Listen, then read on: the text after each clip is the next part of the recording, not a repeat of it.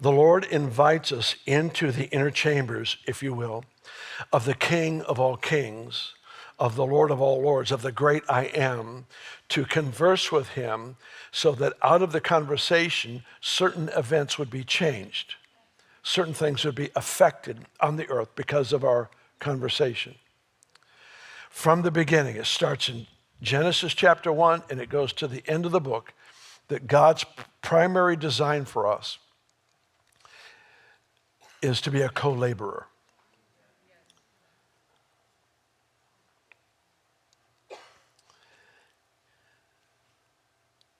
He didn't create us as robots and program us to do specific things.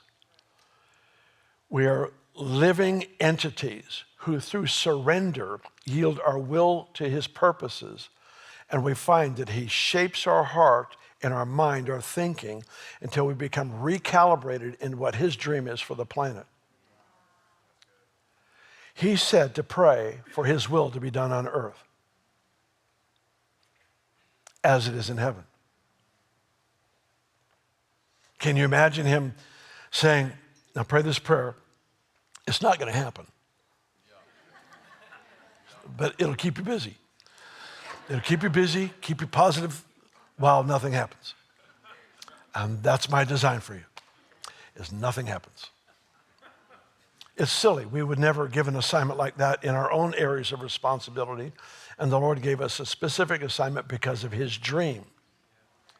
Praying his prayer links me to his dream, links me to his process, links me to engage with the one who can actually make these things happen that I cannot possibly make on my own. So we have an assignment to pray on earth as it is in heaven. We have this assignment through our engagement, our interaction with him, to actually have him fulfill the cries, the dreams of our heart. And that's part of the revelation of him as a father, is that the things that are prayed for actually happen. John 16 has this very important verse. There's 4 times in 3 chapters, John 14, 15, and 16. There's 4 times in those 3 chapters where the Lord says, ask for whatever you want and it'll be done for you. We know that's not an invitation to become arrogant and independent and selfish and build your own empire. What it is an invitation to die until you can represent his heart and see a continuous flow of answers to prayer that keep you filled with joy. God designed us, if look at it this way, he designed us with a capacity for overflowing joy. But he said the way you enter into the fulfillment of that capacity is through answers to prayer. So in John 16, it says, whatever you ask for will be done for you, that your joy may be full. That your joy may be full. So here's the process. Engage with this, pray till something happens, and the result of that is you're going to have absolute overflowing fullness of joy. It's the design. You're designed for joy. You're designed to pray and make a difference. And those 2 things working together keep you fulfilled.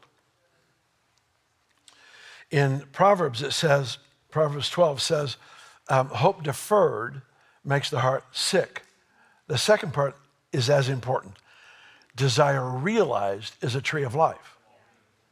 Desire realized is this life-giving fruit.